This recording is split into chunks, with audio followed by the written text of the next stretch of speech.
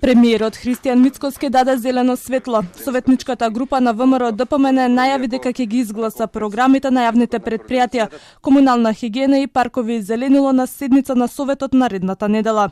Иако излегоа со став дека ќе ги поддржат програмите на градоначалничката Даниела Арцовска, сепак се песимисти дека по нивното изгласување ќе има решение, а проблемот го лоцираа во лошото менаџирање на директорите.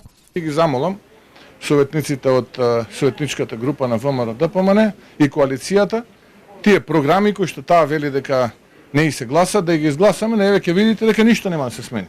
Ние како советничка група еве потврдувам тука кај вас на медиум дека ќе ги изгласаме програмите, повторувам програмите за кои ќе бидат понудени од страна на градоначалничката до нас советниците на идната седница на 29 август. Опозицијската СДСМ не чувствува одговорно за проблемите на граѓаните, бидејќи како што велат ги изгласале сите програми, а политичка волја е решение за проблемите.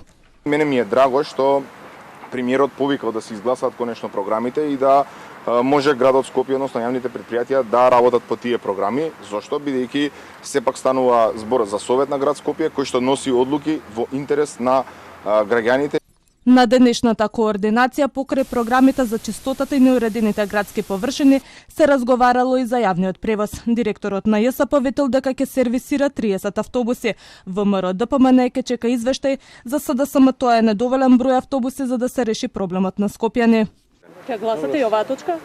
Нема да гласаме нешто што нема да видиме како податок. Не можеме ние да гласаме нешто за парите на граѓаните, а да не знаеме колкави камати ќе се плаќаат. Се надевам дека ќе се изгласаат одлуките и дека тоа не е процес кој што може за 2 дена да набавиме ние автобуси.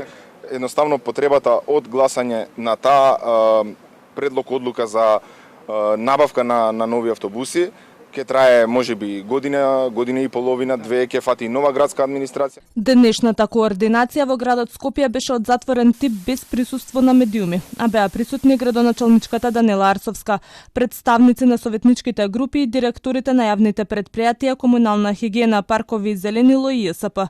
Програмите на овие претпријатија за прв пат и јавно ќе бидат презентирани на седница на Советот на 29 август.